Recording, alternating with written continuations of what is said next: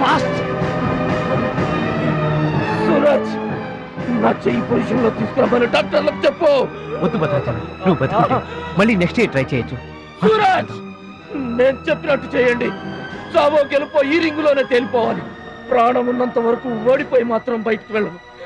నా గురువు గారికి మాటిచ్చాను, ఊపిరున్నంత వరకు గెలుపు కోసమే పోరాడతానని. నీ చెయ్యి ఇరిగిపోయింది. మన దేశం గెలవాలంటే నేను చెప్పినట్టు చెయ్యి ప్లీజ్.